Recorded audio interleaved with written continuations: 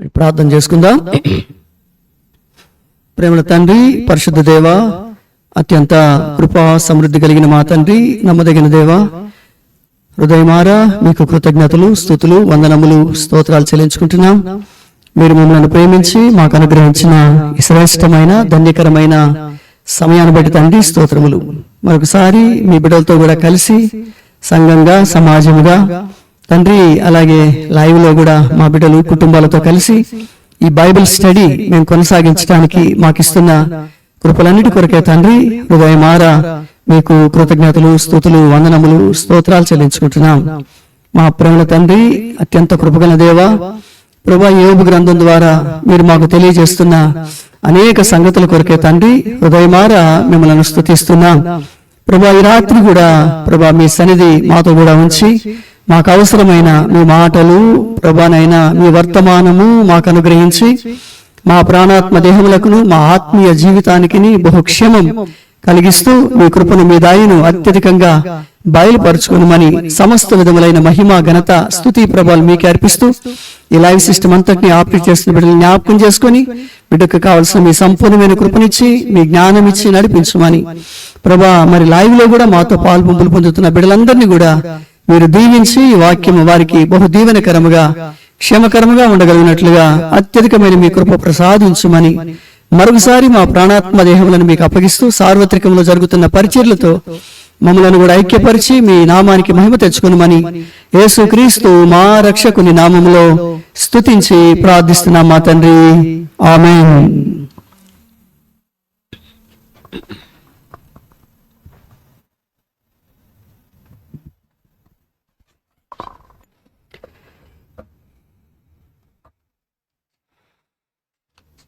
చిన్న పాటల పుస్తకంలో నుంచి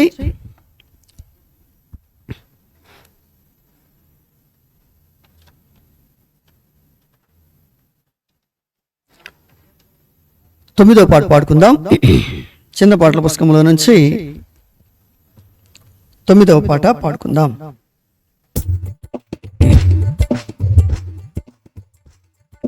స్తుతింతుము ప్రభువా, గతకాలమున మాపై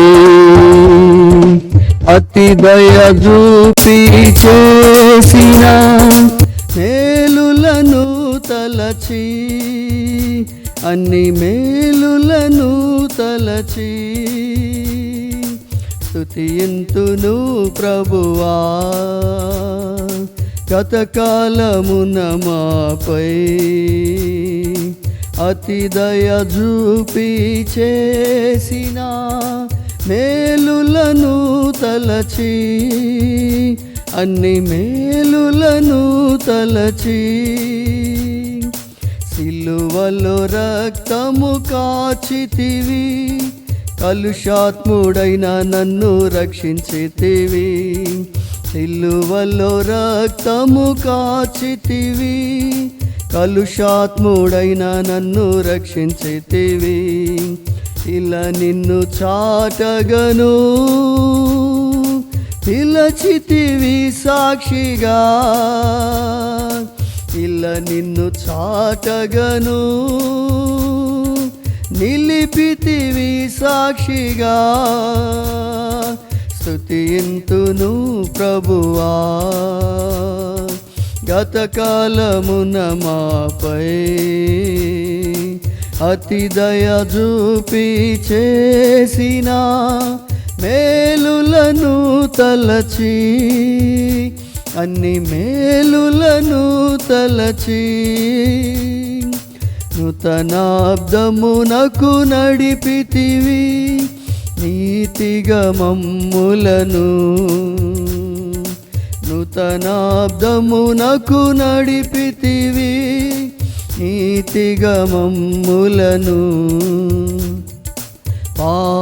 పాతవసరపు భీతినెల్లను బాపి, పాతవసరపు భీతినెల్లను బాపి స్తుతింతును ప్రభువా, గతకాలమున మాపై అతి దయ చూపి చేసిన మేలులను తలచి, అన్ని మేలులను తలచి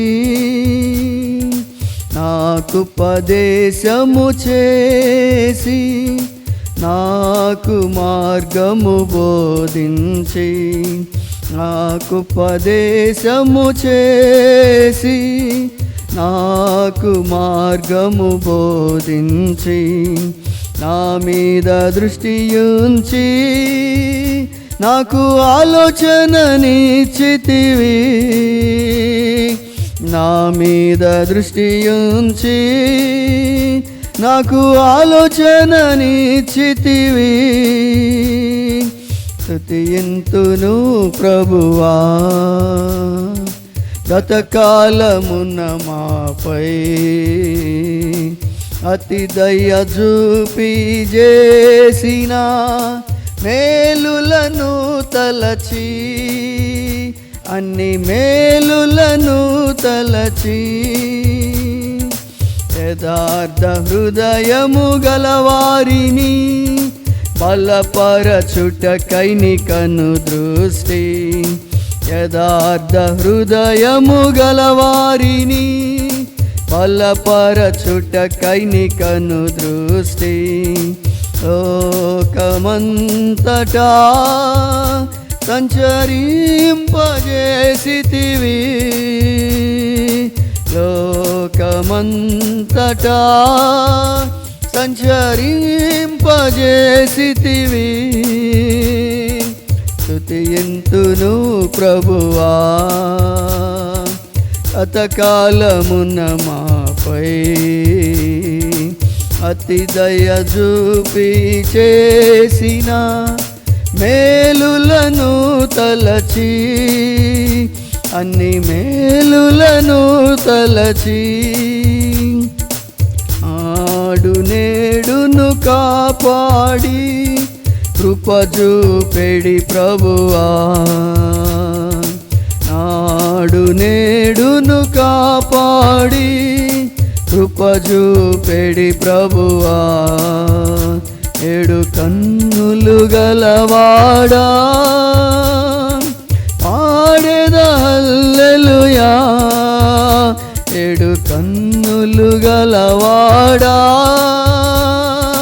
పాడెద హల్లెలూయా. స్తుతింతును ప్రభువా, గతకాలమున మాపై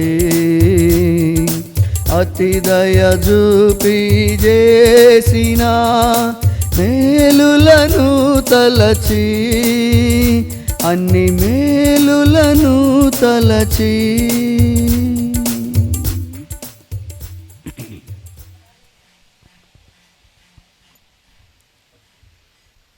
మన బైబిల్ చూపిస్తూ బైబిల్ పల్లవి పాడుకుందాం. పఠింప శ్రేష్ఠ గ్రంథము బైబిల్, పఠింప శ్రేష్ఠ గ్రంథము బైబిల్, అనుదినము పఠించిన ప్రేమతోడ నడుపును. ఓ పఠింప శ్రేష్ఠ గ్రంథము బైబిల్.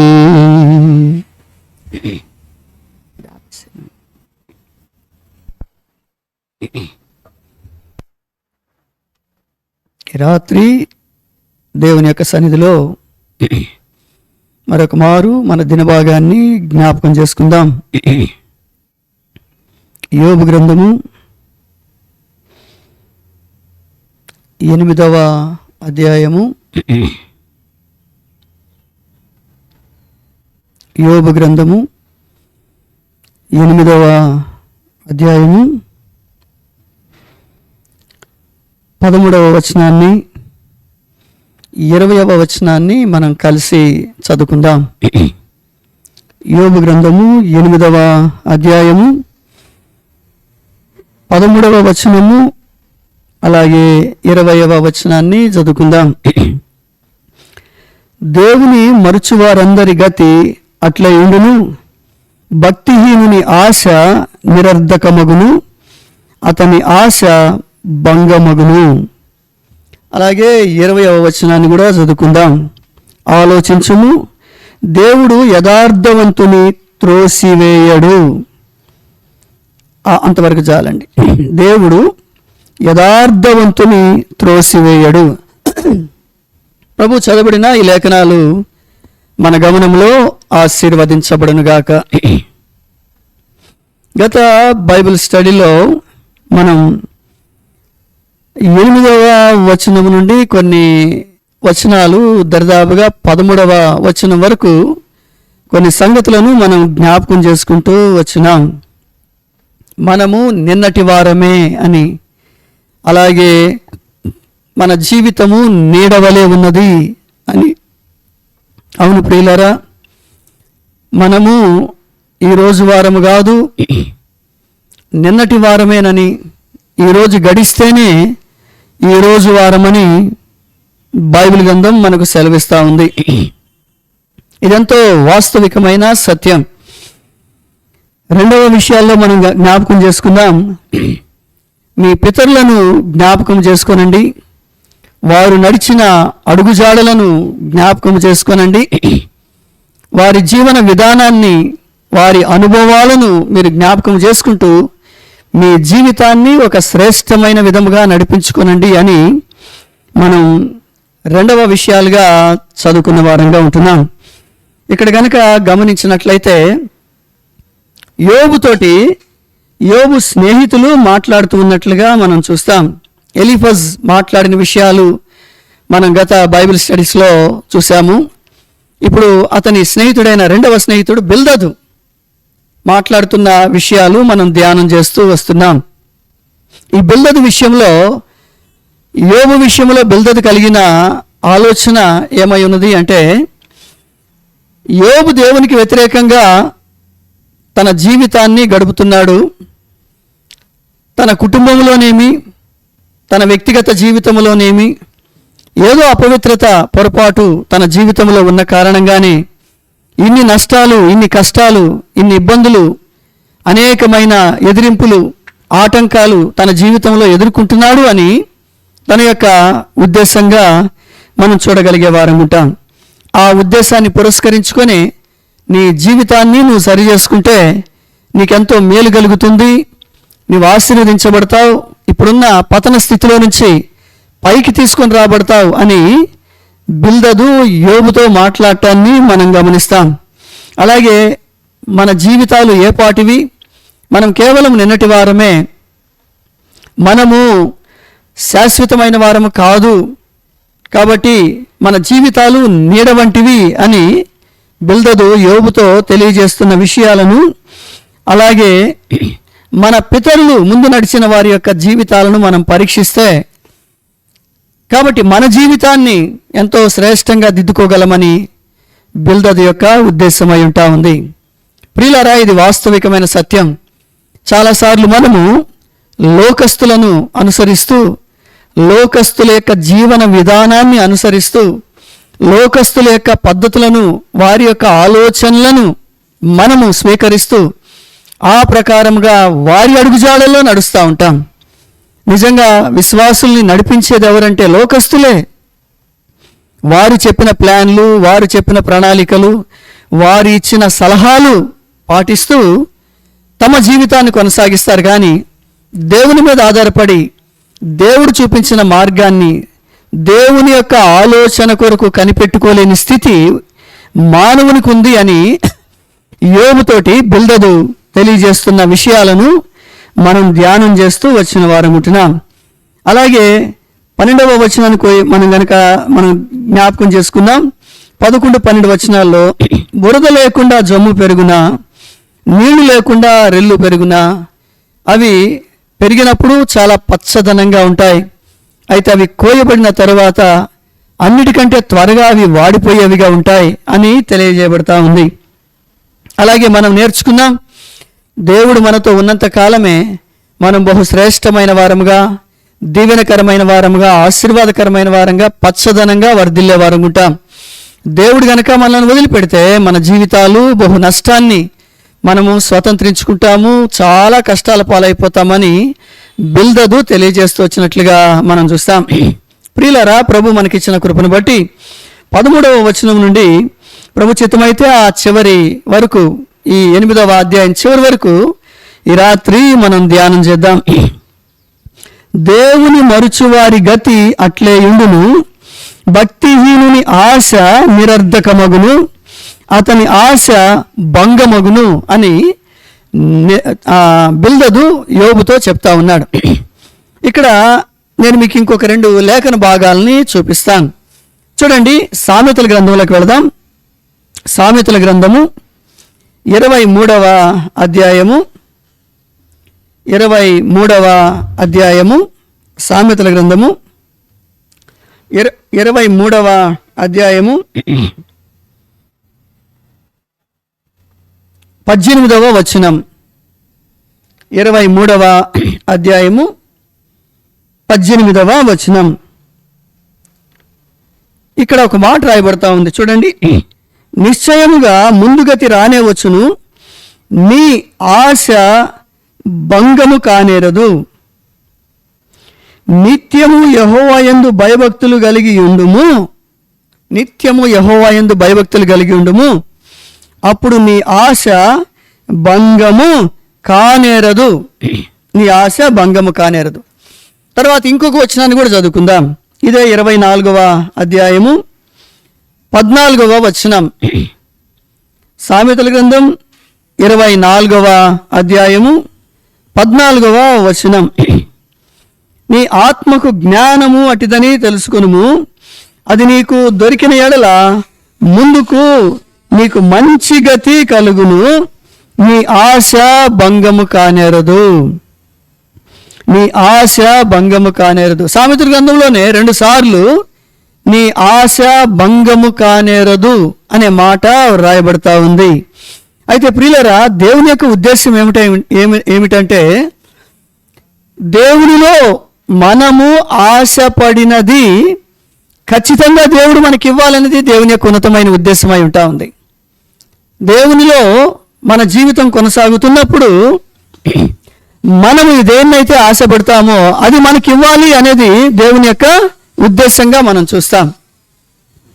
కానీ చూడండి, బిల్దదు యోబుతో ఒక మాట అంటున్నారు. ఏమనంటే, దేవుని మరచువారు భక్తిహీనులు, దేవునిని మరచువారు భక్తిహీనులు, వారు ఆశపడినది నిరర్ధకమగును, వారి ఆశ భంగము అగును అని చెప్పి రాయబడింది. అంటే చూడండి, భక్తిహీనత, భక్తి లేనితనము, ఇది ఎలాంటిదంటే, భక్తిహీనత అంటే పైకి భక్తి కలిగిన వారం వలె ఉంటాం, కానీ దాని శక్తిని ఆశ్రయించని వారం, అంటే దేవునిని ఆనుకొనని వారము, దేవునిని ఆధారము చేసుకోనని వారము. ఊరికే పైకి మాత్రం భక్తి నటిస్తూ ఉంటాం, పైకి భక్తి నటిస్తూ ఉంటాం, కానీ శక్తిమంతుడైన దేవునిని మనం ఆశ్రయించము, శక్తిమంతుడైన దేవునిని ఆనుకొనము, ఆయన చిత్తప్రకారమైన ఏర్పాట్లలో మనం కొనసాగం. ఊరికే భక్తి అయితే ఉంది, దండం పెట్టుకుంటాం అంతే, కానీ దేవుని మీద మనం ఆధారపడం, దేవునిని ఆశ్రయించం. ఇక్కడ దేవుని మరుచువారి గతి అట్లే ఉండును. అనేక సార్లు ఆయన ఉన్నాడని, ఆయనను మనం కలిగి జీవించాలి అనేదే మర్చిపోతున్నాం. మన జీవితంలో దేవుడు ఉన్నాడని సంగతే మర్చిపోతున్నాం. దేవునిని మరుచు జనులారా అని బైబిల్లో మనం చూస్తాం. ప్రియులారా, నీ జీవితంలో, నా జీవితంలో దేవునిని గనక మనం మర్చిపోయి బ్రతుకుతా ఉంటే, దేవుడు మన జీవితంలో జ్ఞాపకార్థముగా లేకపోతే, భక్తిహీనమైన బ్రతుకు, దైవికమైన శక్తి లేని బ్రతుకు మనం బ్రతుకుతా ఉంటే, నువ్వు ఏది ఆశపడినా అది నీకు దొరకదు, అది నీకు లభించదు, అది నీకు దొరకదు, అది నీకు నెరవేర్చబడదు. నువ్వు ఆశపడింది ఏది కూడా నీకు దొరకదు, నీకు దొరకదు. అక్కడ అదే రాయబడతా ఉంది. దేవుని మరుచు వారందరి గతి అట్లే ఉండును, భక్తిహీనుడు ఆశ, అతడు ఆశపడింది నిరర్ధకమగును, అర్థము లేనిదైపోతుంది, తర్వాత వాని ఆశ భంగమైపోతుంది. ఈ రాత్రి సూటిగా ఒక ప్రశ్న, అనేకంగా నీవు నా బ్రతుకు, నా జీవితం ఇలా ఉంటే బాగుండు, ఇలా ఉంటే బాగుండు, ఇలాగ నేను కొనసాగాలి, ఇలా నేను జీవించాలి, ఇదిగో నా బ్రతుకు ఇంత సస్యశ్యామలంగా ఉండాలి, ఇంత పచ్చదనంగా ఉండాలి, ఇంత చక్కగా ఉండాలి, ఇంత ఆశీర్వాదకరంగా ఉండాలని నువ్వు తలుస్తున్నావు. కానీ నా ప్రియ స్నేహితుడా, సోదరి, నీ ఆశ భంగము కాకుండా అది సంపూర్ణంగా నెరవేర్చబడాలంటే నువ్వు దేవుని యందు భయభక్తులు కలిగి ఉండాలి. బైబిల్ గ్రంథంలో ఒక మాట రాయబడతా ఉంది, దేవుని యందు భయభక్తులు కలిగిన వాడు చెడుతనమును విసర్జించును అని రాయబడతా ఉంది. నిజంగా నీకు దేవుని యందు భయభక్తులుంటే, నీకు నిజంగా దేవుని యందు భయభక్తులుంటే చెడుతనమును విసర్జిస్తావు. చెడును ఏమాత్రం కూడా నువ్వు ప్రేమించవు, చెడును ఏమాత్రం కూడా ఆదరించవు, చెడులో ఉండటానికి ఇష్టపడవు. ఒకటే, దేవుని యందు భయభక్తులు నీకున్నాయి అనటానికి ఒకే ఒక సూచన, నువ్వు చెడుకు చాలా దూరంగా ఉంటావు, అపవిత్రతకు చాలా దూరంగా ఉంటావు, లోకానికి చాలా దూరంగా ఉంటావు, అసహ్యానికి చాలా దూరంగా ఉంటావు, అపవిత్రతకు చాలా దూరంగా ఉంటావు. ఇదే దేవుని యందు భయభక్తులు అంటే. కాబట్టి నువ్వు ఒకవేళ చెడును ప్రేమిస్తున్నావా, చెడును తిని త్రాగుతున్నావా, చెడ్డ జీవితం జీవిస్తున్నావా అంటే ఒకటే, నీకు దేవుని యందు భయభక్తులు లేవనే. దేవుని యందు భయభక్తులు కలిగిన వాడు చెడుతనమును విసర్జించును, మరొక చోట చెడుతనమును అసహ్యించుకొనును అని చెప్పి రాయబడతా ఉంది. నా ప్రియ స్నేహితుడా, సోదరి, లోకములో ఉన్న చెడును నువ్వు ప్రేమిస్తున్నావా? లోకములో ఉన్న చెడుతనంలో నీవు జీవిస్తున్నావా? అయితే నువ్వు ఆశపడింది ఏది కూడా నీకు లభించదు, నువ్వు ఆశపడింది ఏది కూడా నీకు దొరకదు, నువ్వు ఆశపడింది నిరర్ధకమైపోతుంది. కనుక పరీక్షించుకుందాం, దేవుని యందు భయభక్తులు కలిగి ఉందాం. ఖచ్చితంగా దేవుడు మన పక్షంగా తన కృపను చూపించి నీ ఆశ భంగము కాకుండా నీవు ఆశపడింది ఆయన నీకు అనుగ్రహించే దేవుడిగా ఉంటున్నాడు. ఆయన సర్వశక్తిమంతుడు.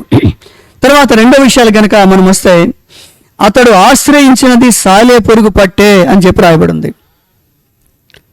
దేవుని యందు భయభక్తులు కలిగి లేని వ్యక్తి, తర్వాత భక్తిహీనుడైన వ్యక్తి, తాను దేవునిని కాకుండా దేనినైతే ఆశ్రయించి బ్రతుకుతున్నాడో, దేని మీదైతే ఆధారపడి బ్రతుకుతున్నాడో, అది ఎలాంటిదంటండి? సాలే పురుగు గూడు లాంటిది, సాలీడు పురుగు గూడు లాంటిది. అంటే ప్రియులారా, అందులో చిక్కుకొనిన వాడు ఎన్నటికీ బయటికి రాలేడు. సాలే పురుగులో చిక్కుకున్న ఏ పురుగు, ఏ కీటకము కూడా సామాన్యంగా తప్పించుకోలేదు. అది తప్పించుకోవటానికి ప్రయత్నం చేసినప్పుడల్లా మరి ఎక్కువగా ఇరుక్కుపోతుంది దాంట్లో. సాలే పురుగు గూడు యొక్క పద్ధతి అలాంటిది. దానిలో ఒక్కసారి చిక్కుకున్న ఒక కీటకము, ఒక పురుగు, అది తప్పించుకోవటానికి ప్రయత్నం చేసిన కొలది ఇంకా బలంగా ఆ సాలే పురుగు గూడులో ఇరుక్కుపోయేదిగా ఉంటుంది, బంధించబడేదిగా ఉంటుంది. కనుక దేవుడు లేకుండా, భక్తిహీనత కలిగి, దేవునిని లెక్క చేయకుండా, గౌరవం లేకుండా, భయభక్తులు లేకుండా నీవు నీ జీవితంలో దేనినైతే ఆశ్రయిస్తున్నావో, దేని కొరకు ప్రాకులాడుతున్నావో, అది నీకు ఒక సాలిపురుగు గుడిలాగా అయిపోతుంది. అది నిన్ను బంధించి నీ జీవితాన్ని పతనానికి, నాశనానికి తీసుకొని పోయేదిగా ఉంటుంది. తర్వాత కొన్ని విషయాలను 15వ వచనం కానించి మరికొన్ని విషయాలను బిల్దదు తెలియజేస్తూ వచ్చినాడు. గమనిద్దాం, చూడండి. అతడు తన ఇంటి మీద ఆనుకొనగా అది నిలువదు. తన ఇంటి మీద అతడు ఆనుకొనగా అంటే ఏదైతే తనకు ఆశ్రయముగా ఉందో అది నిలవకుండా పోతుంది. అంటే ఆశ్రయము లేనివాడిగా అయిపోతాడనే దాని అర్థం.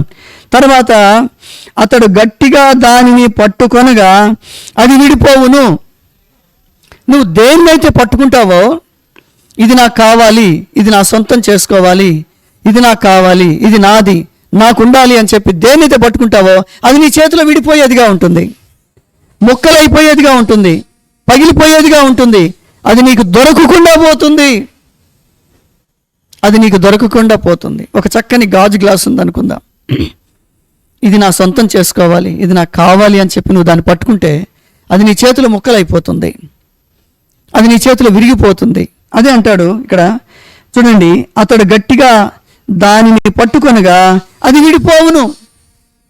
అంతే, అది ఉండదు, విడిపోతుంది తన చేతిలో.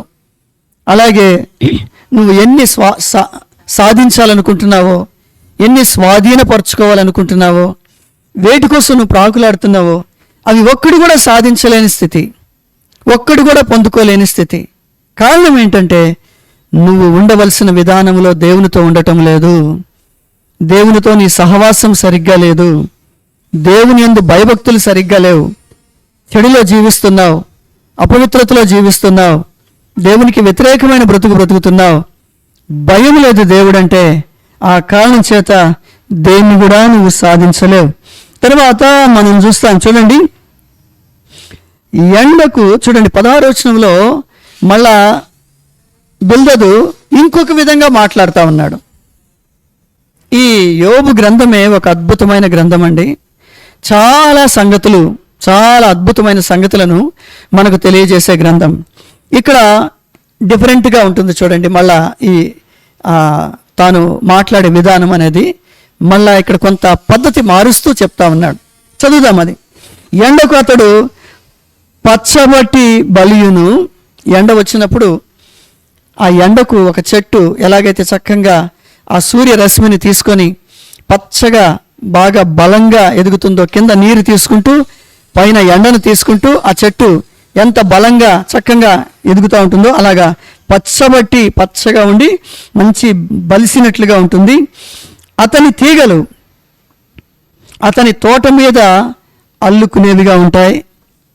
ఆ చెట్టు యొక్క తీగలు కాబట్టి వాటికి బ్రాంచెస్ అన్నీ కూడా చక్కగా అతని తోటంతా కూడా చక్కగా అవి అల్లుకొని వ్యాపించేవిగా ఉంటాయి. అతని వేళ్ళు గట్ల మీద చుట్టుకొని ఉండును. మంచి మట్టి కలిగిన గట్ల మీద ఆ వేళ్ళు పాతుకుంటూ వాటిని చుట్టుకుంటూ చక్కగా అవి వర్ధిల్లేవిగా ఉంటున్నాయి. చూడండి, రాళ్ళు గల తన నివాసమును అతడు తేరి చూచును. అంటే రాళ్ళు అనేది స్థిరత్వాన్ని సూచించేదిగా ఉంటుంది. చక్కని స్థిరత్వం కలిగిన మరి మంచిగా బాగున్న నివాస స్థలముగా మరి అతడు కనిపించేవానిగా ఉంటాడు. కాబట్టి అతడు దాని అంతటిని కూడా అనుభవిస్తున్నాడని, తేరి చూచడం అంటే అనుభవించటం, ఆ విధమైన అనుభవంలో తానున్నాడు. ఎలాగండి, పచ్చగా బలిసినట్లుగా ఉంటున్నాడు. తర్వాత తన తీగలు చక్కగా మంచిగా అభివృద్ధి చెందుతూ ఉన్నాడు, అభివృద్ధిలో తాను ఉంటున్నాడు. తర్వాత తన వేళ్ళు గట్ల మీద మరి మట్టిలో స్థిరపడతా ఉన్నాయి, స్థిరత కలిగిన వాడిలాగా కనపడుతున్నాడు. ఇక స్థిరపడిపోయినాడు అన్నట్లుగా కనపడుతున్నాడు. తర్వాత చూడండి, రాళ్ళు గల తన నివాసమును అతడు తేరి చూస్తున్నాడు. ఇవన్నీ కూడా స్థిరంగా ఉన్నట్లుగా తన కళ్ళకు అన్ని కూడా మంచిగా తన జీవితంలో జరుగుతున్నాయి అన్నట్లుగా తనకు అనిపిస్తూ ఉంది. 18వ వచనంకి వద్దాం. దేవుడు అతని స్థలములో నుండి అతన్ని వెళ్ళగొట్టిన ఎడల, దేవుడు అతని స్థలములో నుండి అతనిని వెళ్ళగొట్టిన ఎడల, అది నేను నిన్నెరుగను, ఎప్పుడు నిన్ను చూడలేదనును, ఇదే అతని సంతోషకరమైన గతికి అంతము. పిల్లరా, అన్నీ బాగున్నాయి కదండి, మంచిగా దిట్టంగా బలిసినట్లుగా ఉన్నాడు. అతని బ్రాంచెస్ అంతా వ్యాపిస్తూ ఉన్నాయి, అన్ని రంగాల్లో మంచిగా మరి మేలు పొందుతున్నట్లుగా చూస్తాము, కింద స్థిరపడుతున్నట్లుగా చూస్తాము, స్టాండ్ తీసుకుంటున్నట్లుగా మనం చూస్తాము. తర్వాత ఈ జీవితం అంతా బాగుంది, నాకేంటి ఇంకా కొరత, నాకేంటి అన్ని బాగున్నాయి అన్నట్లుగా తన జీవితం అన్ని విధాలుగా నేను బాగానే ఉన్నాను, సంపాదించగలుగుతున్నాను, అన్ని నేను అనుకునే నెరవేరుతున్నట్లుగా ఉన్నాయి, అంత బాగుంది అన్నట్లుగా ఉంది తన జీవితం. అయితే దేవుడు ఒక మాట అంటున్నాడు చూడండి, ఇక్కడ 18వ వచనంలో, దేవుడు అతని స్థలములో నుండి అతనిని వెళ్ళగొట్టిన ఎడలా, ఈ పరిస్థితి అంతట్లో నుండి దేవుడు గనక ఒక్కసారి ఆ వ్యక్తిని తప్పిస్తే,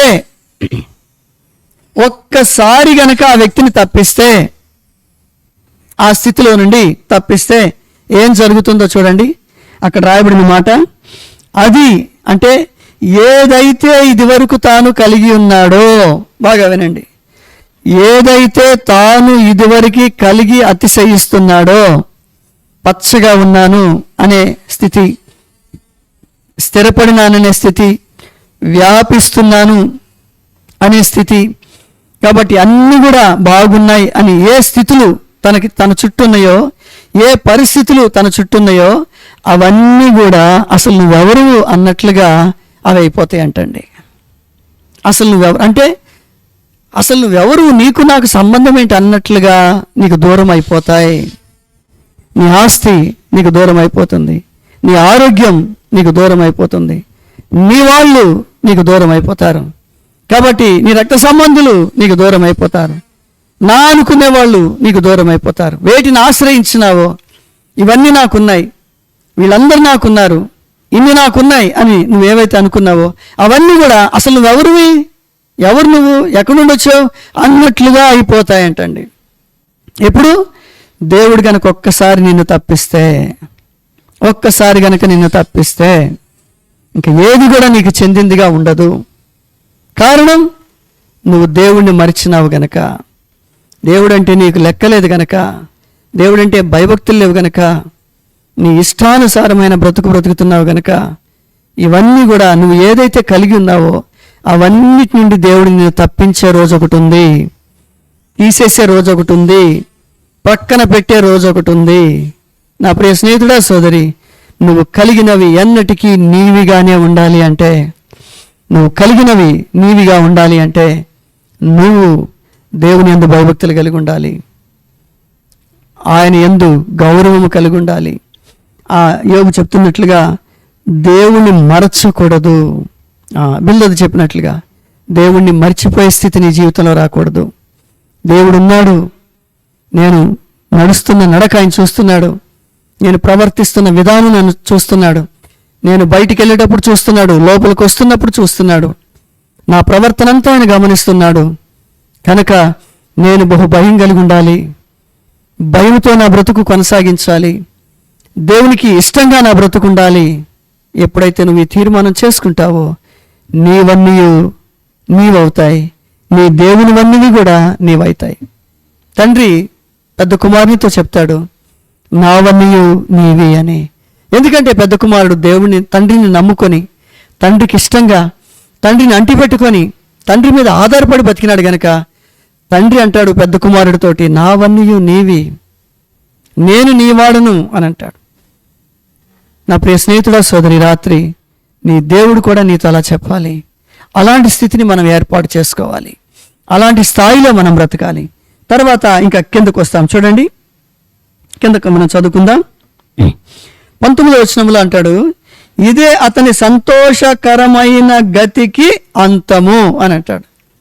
ఏదైతే, పిల్లల బాగా వినండి, దేనిలో నీవు సంతోషిస్తున్నావో, దేవుడు కాకుండా, దైవ సన్నిధి కాకుండా, దేవుని ప్రజలు కాకుండా దేనిలో నీవు సంతోషిస్తున్నావో, దేనిని ఆధారం చేసుకొని నీ సంతోషానికి కారణంగా చేసుకుంటూ ఉన్నావో, దేనిలో నువ్వు సంతృప్తి చెందాలని ఆశపడుతున్నావో ఆ సంతోషం అంతా కూడా దాని అంతము ఏమీ లేనిదిగా అయిపోతుంది. ఆ సంతోష అంతం ఇలాగుంటుంది అని చెప్పినాడు. కనుక దేవునిని కాకుండా అనేక సంతోషాలు ఏర్పాటు చేసుకుంటున్నావా? అనేకమైన వాటిలో సంతోషించడానికి దేవునిని మర్చిపోయినావా? దేవుని పక్కన పెట్టేసినావా? నీ సంతోషం ఒకరోజు బహు దుఃఖాన్ని కలిగిస్తుంది నీకు. నీ సంతోషమే నీ జీవితాన్ని అంతం చేస్తుంది, బహు దుఃఖ సాగరములో నిన్ను ముంచివేసేదిగా ఉంటుంది. ఇదే అతని సంతోషకరమైన గతికి అంతము అని చెప్పబడతా ఉంది.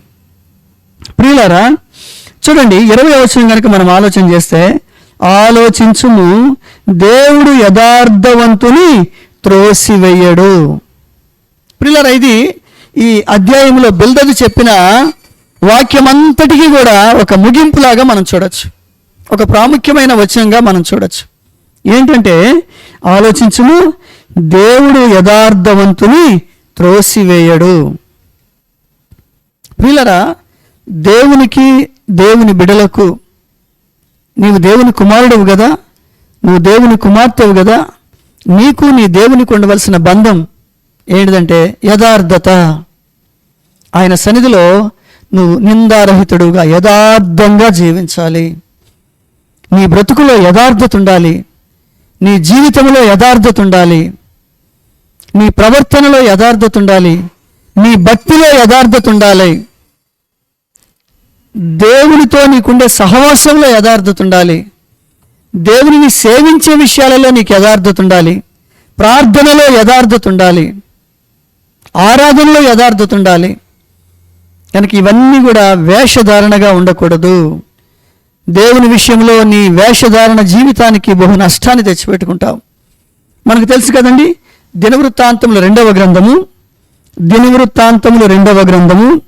16వ అధ్యాయము 9వ వచనం. 16వ అధ్యాయము 9వ వచనంలో ఏం రాయబడిందండి? తన ఎడల యథార్థ హృదయము గలవారిని బలపరచుటకై యెహోవా కనుదృష్టి లోకమందంతటను సంచరించుచున్నది. తన ఎడల యథార్థ హృదయము గలవారిని బలపరచుటకై యెహోవా కనుదృష్టి లోకమంతటా సంచరించుచున్నది. తన ఎడల యథార్థమైన జీవితం. ప్రియులారా, నేను నా భర్తకు యథార్థంగా ఉన్నాను, నా భార్యకు యథార్థంగా ఉన్నాను, నా బిడ్డలకు యథార్థంగా ఉన్నాను, కాబట్టి నా స్నేహితులకు, నా బంధువులకు యథార్థంగా ఉన్నాను కాదు. ప్రియులారా, నీ దేవునికి నీవు ఎలాగున్నావు? నీ దేవుని విషయంలో ఎలాగున్నావు? దేవునికి నీ ప్రవర్తన అంతా యథార్థంగా ఉన్నదా? నీ నడవడిక యథార్థంగా ఉన్నదా? వేషధారణగా ఉన్నదా? వేషధారణగా ఉన్నదా? దేవుడు ఉన్నప్పుడు ఒక రకంగా, దేవుని మందిరంలో ఒక రకంగా, బయట ఒక రకంగా, మరి లోకంలో ఒక రకంగా, లోకస్తుల దగ్గర ఒక రకంగా, దేవుని బిడల దగ్గర ఒక రకంగా, ఇలాగ రకరకాలైన ఊసర వెళ్ళి వలె నీవు జీవిస్తూ ఉంటే అది యథార్థమైన జీవితం కాదు.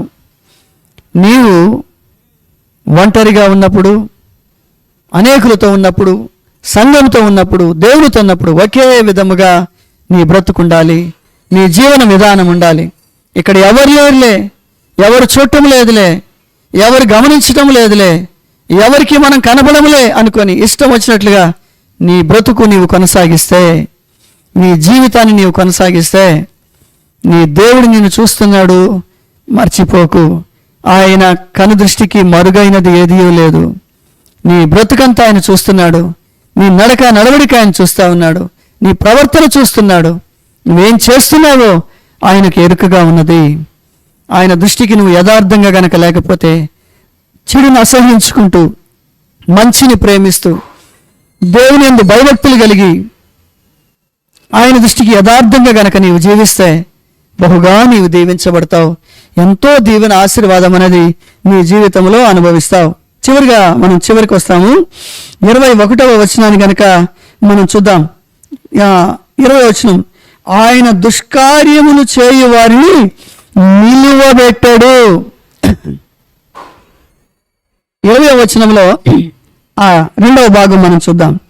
ఆయన సర్వోన్నతుడగు దేవుడు దుష్కార్యములు చేయు వారిని నిలువబెట్టాడు. ఎప్పుడు పడిపోతూనే ఉంటారు, వాళ్ళు కృంగిన స్థితిలో ఉంటారు, నిలబడలేని స్థితి. ప్రియులారా, దేనిలో కూడా నువ్వు నిలబడలేవు, దేనిలో నువ్వు నిలబడలేవు. నువ్వు గనక దేవుని దృష్టికి యథార్థంగా లేకపోతే ఆయన అంటాడు, దుష్కార్యములు చేయవారు, చెడ్డ జీవితం జీవించేవారు, అసహ్యకరమైన జీవితం జీవించేవారు, దేవునికి నచ్చని బ్రతుకు బ్రతికేవారు నిలబడలేరు. నిలబడటానికి ఏ మాత్రం కూడా దేవుడు ఒప్పుకోడు. దేవుళ్ళు కూడా నిలబడలేవు. నువ్వు చదువులో నిలబడలేవు, నీ ఉద్యోగంలో నిలబడలేవు, నీ ఆరోగ్యంలో నిలబడలేవు, నువ్వు దేవుళ్ళు కూడా నిలబడలేవు. నీ జీవితం పతనం అయిపోతూనే ఉంటుంది. ప్రియులారా, దేవుడు యథార్థవంతుడు. ఆయన దృష్టికి యథార్థంగా గనక మనం ఉంటే ఒక్కసారి నీ జీవితాన్ని అప్పగించుకొని చూడు, యథార్థమైన మార్గంలో నీ జీవితాన్ని నడిపించి చూడు. ఎంతటి అభివృద్ధి, ఎంత ఆశీర్వాదం నీ జీవితంలో ఉంటుందో నీకే ఆశ్చర్యం వేస్తుంది. ఆయన నిన్ను నిలవబెట్టే స్థితి అద్భుతంగా ఉంటుంది. ఆయన పడిపోకుండా నిన్ను కాపాడే స్థితి అద్భుతంగా ఉంటుంది. ఆయన నిన్ను నడిపించే విధానం అద్భుతంగా ఉంటుంది. తర్వాత చూస్తాం 21వ వచనం. నిన్ను పగబట్టువారు అవమానభరితులగుదురు, దుష్టుల గుడారము ఇంకను నిలవకపోవును. నీ మీద ఎవరైనా పగబట్టున్నారా? అనేక సార్లు మనం అంటుంటాం కదండి, వాళ్ళకి నేను పడను, వీళ్ళకి నేను పడను, వీళ్ళకి నేనంటే ఇష్టం ఉండదు గిట్టదు, వాళ్ళకి నేనంటే ఇష్టం ఉండదు గిట్టదు. అనేక రకాలైన కుయుక్తులు, పన్నాగాలు, కుతంత్రాలు నా మీద అల్లుతూ ఉన్నారు. అనేకమైన నిందలు, అవమానాలు నా మీద వేస్తూ ఉన్నారు. కాబట్టి అనేక రీతిలుగా నన్ను పతనం చేయాలని, నన్ను అల్లరి పాలు చేయాలని, అవమాన పాలు చేయాలని అనేక ప్రయత్నాలు నా పగవారు, నా చుట్టూ ఉన్నవారు చేస్తున్నారు అని నువ్వు అనేకసార్లు కుంగిపోతూ ఉంటావు, అనేకసార్లు బాధపడుతూ ఉంటావు, అనేక రీతిలుగా కుంగిపోయిన స్థితి. కానీ ఇక్కడ కనుక గమనించినట్లయితే చూడండి, నిన్ను పగబట్టు వారు అవమాన భరితులగుదురు. వారే అవమాన పాలవుతారు, వారిని దేవుడు అవమానపరుస్తాడు, అవమానానికి వారిని అప్పగిస్తాడు. కనుక నీ దగ్గర తలదించుకునే పరిస్థితి తీసుకొస్తా. నువ్వు కాదు సాధించేది. ప్రియులారా, నీ మీద పగబట్టిన వారిని నువ్వు పగ తీర్చుకోవాలని ప్రయత్నం చేయొద్దు ఎప్పుడు కూడా. కాబట్టి బైబిల్ గ్రంథంలో ఒక మాట రాయబడతా ఉంది. కాబట్టి ఎవరైనా నీకు విరుద్ధంగా ఉంటే నువ్వు అనేకసార్లు ప్రభు దగ్గర వాళ్ళని క్షమిస్తూ ఉండు, ప్రార్థనలో క్షమించు, వారితో నీవు మంచిగా ఉండు, మంచిగా ఉండు. రోమిలికి రాసిన పత్రికలో చూద్దాము, చూడండి. రోమిలికి రాసిన పత్రిక 12వ అధ్యాయము, రోమిలికి రాసిన పత్రిక 12వ అధ్యాయము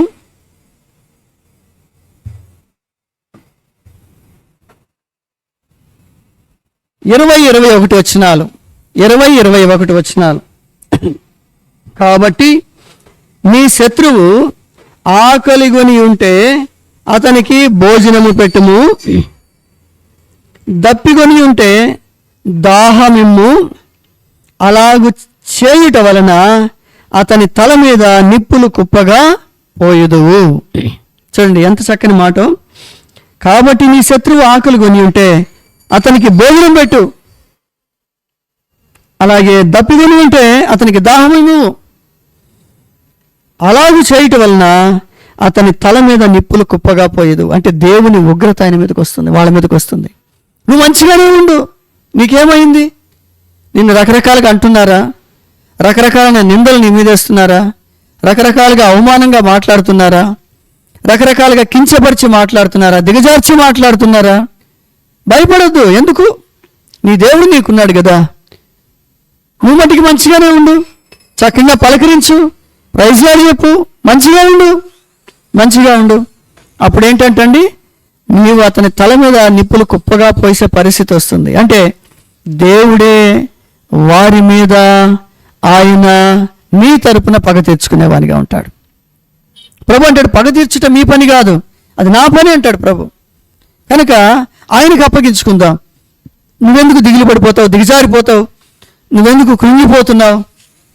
అలాగూ నువ్వు కృంగిపోవటం వల్ల సామెతల గ్రంథంలో ఒక మాట ఉంది, చేతగాని వాడవైపోతావు, చేతగాని దానివైపోతావు. కనుక కృంగొద్దు, నిలబడు. ఎవరేమనుకుంటే ఏమైంది? ఎన్నైనా అనుకొని నీ దేవుడు నీతో ఉన్నాడు, ఆయన నీకు సహాయం చేస్తాడు. తర్వాత 21వ వచనం కూడా చదువుదాం. 21వ వచనం 12-21. కీడు వలన జయింపబడక మేలు చేత కీడును జయించుము. కీడు చేసి నువ్వు ఓడిపోవద్దు. ఎదుటివారికి నువ్వు కీడు చేస్తే ఓడిపోతావు, అయితే మేలు చేస్తే జయిస్తావు. మేలే చేద్దాం, చక్కగా మేలుకరమైన జీవితాన్నే మనం జీవిద్దాం. ఎవరికి కీడు చేయొద్దు, ఎవరి జోలు మనం వెళ్ళొద్దు. మన జోలు ఎవరిని వస్తే మనం దేవునికి అప్పగించుకుందాం, దేవుని వైపు చూద్దాం. మిగిలిన ఈ కొద్దిపాటి జీవితాన్ని ప్రశాంతంగా జీవిద్దాం, సంతోషంగా జీవిద్దాం. ఉన్న జీవితాన్ని ఎంత సంతోషంగా మార్చుకోవాలో ప్రయత్నం చేద్దాం. ఉన్న జీవితాన్ని ఎంత ఆనందంగా జీవించాలో ఆ విధమైన ఆనందకరమైన జీవితాన్ని జీవించడానికి దేవుని సహాయాన్ని పొందుదాం. లోకం కాదు, లోకంలో కాదు, దేవుని సహాయాన్ని పొందుదాం. చూడండి 22 వచనం. అయితే ఇంకను ఆయన నీకు నోటి నిండా నవ్వు కలుగజేయును, ప్రహర్షముతో నీ పెదవులను నింపును. ఇంకను ఆయన నీ నోటి నిండా నవ్వుంచును. నువ్వు గనక చూడండి, 2 బేసిక్ విషయాలు 13లో చదువుకున్నాం. దేవునిని మరువకుండా, భక్తిహీనత లేకుండా, దేవునిని మర్చిపోయి బ్రతికే బ్రతుకు కాకుండా, భయభక్తులు లేకుండా, జాగ్రత్తగా దేవుని నుండి భయభక్తులు కలిగి, అమ్మో నా దేవుడున్నాడు, నేను బహు జాగ్రత్తగా బతకాలి అనే భయభక్తులు కలిగి, తర్వాత యథార్థంగా, ఎక్కడున్నా యథార్థంగా. కాబట్టి ఏదో సంజయ్షి చెప్పుకునే బ్రతుకు కాదు. ఏంటి ఇలా చేసినావంటే, నేను అలా చేయలా, నేను ఇలా మాట్లాడలా, నేను అలా చేయలా అని చెప్పుకునే బ్రతుకు కాదు, యథార్థత. ప్రియులారా చూడండి, దేవుని యథార్థత అనే దానికి ఒక మాట నేను మీకు ఉదాహరణ చెప్పి మనం ప్రార్థన చేసుకుందాం. ఏంటంటే, పేతురు ప్రభువైన యేసుక్రీస్తు వారి లోకంలో జీవించిన కాలంలో పేతురు యేసు ప్రభుతో ఒక మాట చెప్పినాడు. ఏం చెప్పినాడంటే, ఆయన ఒక మాట చెప్పినాడు, ప్రభువా అందరూ నిన్ను వదిలిపోయినా,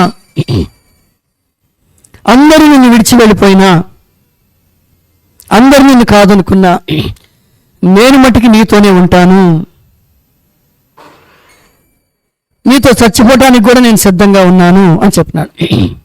పిల్లారా, ఇది యథార్థంగా చెప్పిన మాట కదండి. ప్రభువా నేను నిన్ను విడిచిపెళ్ళను, నీతో కూడా చచ్చిపోవడానికి నేను సిద్ధంగా ఉన్నానని యేసు ప్రభు వారితో పేతురు చెప్పిన వానిగా ఉంటున్నాడు. అయితే యేసు ప్రభు వారిని గెత్సెమనే తోటలో బంధించినారు. సైనికులు రాణువు వారు ఆయన్ని బంధించి తీసుకొని వెళ్తా ఉన్నారు. వీళ్ళందరూ కూడా పారిపోయినారు భయం వేసి.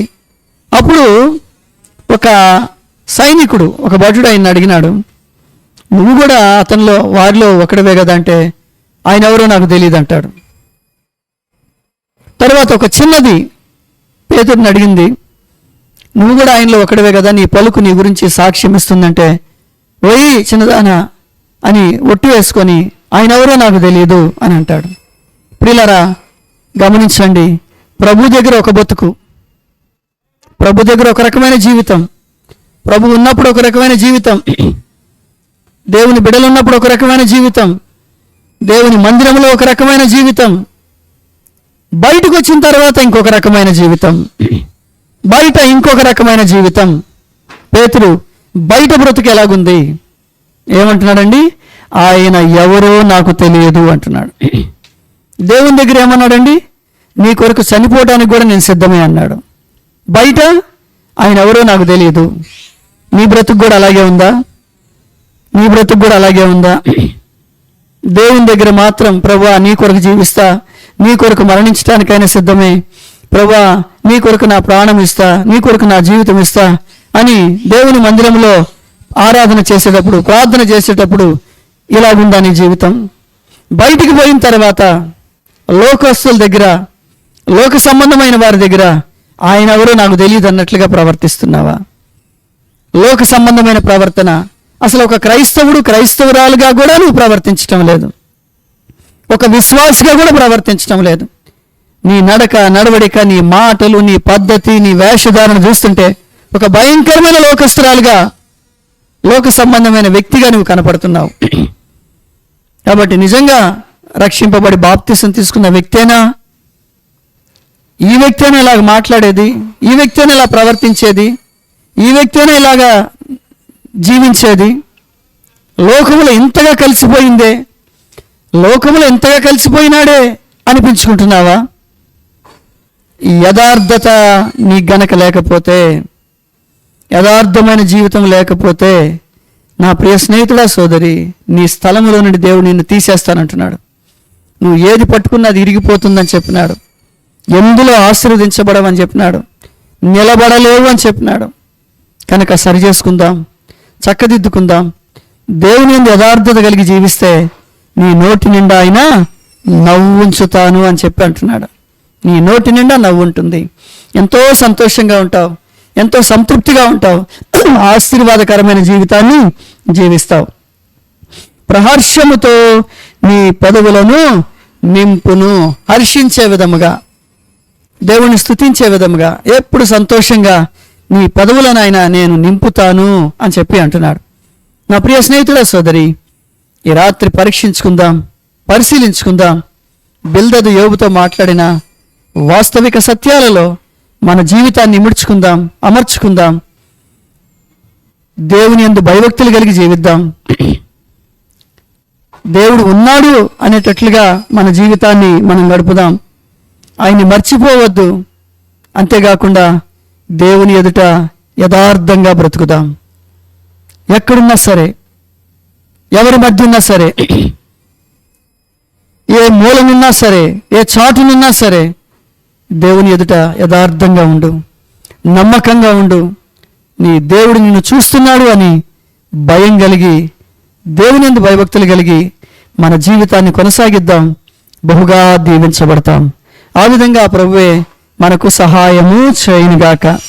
ప్రభు తన కృపను బట్టి, మనకిచ్చిన ధన్యతను బట్టి మరలా తిరిగి బైబిల్ స్టడీలో 9వ అధ్యాయాన్ని మనం ధ్యానం చేద్దాం. ఈ 9వ అధ్యాయంలో యోబు మాట్లాడటాన్ని మనం గమనిస్తాం. కనుక ఈ 9వ అధ్యాయం నుండి కూడా అనేక సంగతులను మనము నేర్చుకునే వారంగా ఉందాం.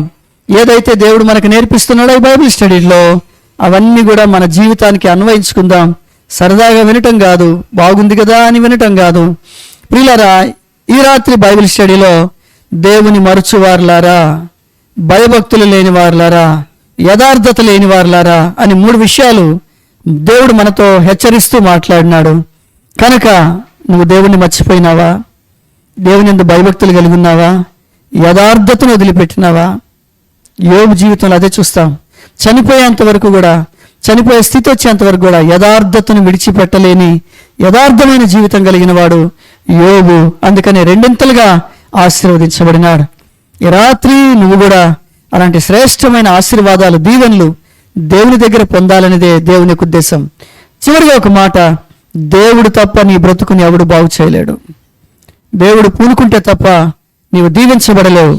దేవుడు కలుగు చేసుకుంటే తప్ప నీవు నిలబడలేవు. దేవుడు కలుగు చేసుకుంటే తప్ప నీవు వర్ధిల్లలేవు. నువ్వు ఆధారపడింది ఏది కూడా నీకు చెందదు. నీది కాదు, అది నీది కానిది అయిపోతుంది, నీ చేతులు విరిగిపోతుందని మనం ధ్యానం చేస్తూ వచ్చినాం.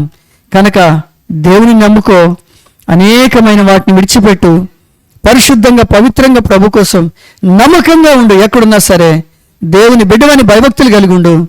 దేవునికి మహిమకరమైన జీవితం జీవించు. ఖచ్చితంగా దేవుడు నిన్ను చూస్తాడు, నిన్ను నిలబెడతాడు, నిన్ను ఆశీర్వదిస్తాడు. ప్రభు కృప మీకందరికీ తోడై ఉండునుగాక. రండి, ప్రార్థన ఆశీర్వాదాలతో ఈ కూడిక మనం ముగించుకుందాం. ప్రేమల తండ్రి, పరిశుద్ధ దేవ, హృదయమారా మీకు కృతజ్ఞతలు, స్తుతులు, వందనములు, స్తోత్రాలు చెల్లించుకుంటున్నాం. ఈ రాత్రి బైబిల్ స్టడీలో మీరు మా దృష్టికి తీసుకొచ్చిన ఈ శ్రేష్టమైన లేఖన భాగాల కొరకే తండ్రి, హృదయమారా మీకు కృతజ్ఞతలు, స్తుతులు, వందనములు, స్తోత్రాలు చెల్లించుకుంటున్నాం. ప్రభా, మరి యోబుతో బిల్దదు మాట్లాడిన 13వ వచనం నుండి చివరి వరకు మీరు మాకు తెలియజేస్తూ వచ్చిన శ్రేష్టమైన సంగతుల కొరకే తండ్రి స్తోత్రములు. ప్రభా, 3 విషయాలు ప్రభా మీరు మాతో మాట్లాడుతూ వచ్చినారు. దేవుని మరచువారులారా, భయభక్తులు లేని వారులారా, యథార్థత లేని వారులారా అని. ప్రభా, ఈ 3 మేము శ్రేష్ఠులముగా నీ సన్నిధిలో కనపడగలిగినాం. పేతురు వలె కాక, దేవుని ఎదుట ఒక మాట, దేవుడు లేనప్పుడు ఒక మాట, లోకస్తుల దగ్గర ఒక మాట, మరి బయట ఒక మాట, మనుషుల దగ్గర ఒక మాట, దేవుని దగ్గర ఒక మాట, ఈ విధంగా రకరకాలైన బ్రతకకుండా దీవెనకరమైన, క్షేమకరమైన, ఆశీర్వాదకరమైన, స్థిరమైన జీవితం, యథార్థత కలిగిన జీవితం మేము జీవించగలుగులాగున మమ్మల్ని అందరినీ జ్ఞాపకం చేసుకుని లైవ్లో కూడా మాతో కూడా పాలు పంపులు పొందిన బిడ్డలందరి కొరకే కృతజ్ఞతలు, వందనములు, స్తోత్రాలు. ప్రతి కుటుంబాన్ని దీవించి వారు అనుభవిస్తున్న ప్రతి పరిస్థితుల్లో మీరు తోడుగా ఉండి నడిపించమని, తిరిగి బైబిల్ స్టడీ కొరకే మమ్మల్ని సిద్ధపరచమని, మహిమా ఘనత స్తుతి ప్రభావాలు మీకు అర్పిస్తూ, ఎవరు ఏ అక్కర కలిగి ఉన్నారో, ఏ అవసరం కలిగి ఉన్నారో, ఎటువంటి ఇరుకులు ఇబ్బందులు కూడా నడిపించబడుతున్నారు ప్రభా, అట్టి బిడ్డలందరినీ కూడా మీరు జ్ఞాపకం చేసుకొని బహుగా దీవించి ఆశీర్వదించమని వారి బ్రతుకులు ప్రభా మీ దృష్టికి అంగీకారంగా ఉండగలిగేలాగున కృపనిమ్మని యేసుక్రీస్తు మా రక్షకుని నామంలో స్తుతించి ప్రార్థిస్తున్నాం మా తండ్రి, ఆమేన్. మన ప్రభువైన యేసుక్రీస్తు వారి యొక్క కృప, తండ్రి అయిన దేవుని ప్రేమ, పరిశుద్ధాత్మ యొక్క అన్యోన్య కాపుదల, భద్రతా, క్షేమం ఇది మనకు ప్రభురాకుల వరకు చేరాగల మనకును, స్థానిక సార్వత్రిక సంఘాలకును, సకల పరిశుద్ధులకును, లైవ్లో మనతో కూడా పాల్పొంపులు పొందిన బిడ్డలకును సదా తోడై నడిపించునుగాక. ఆమేన్.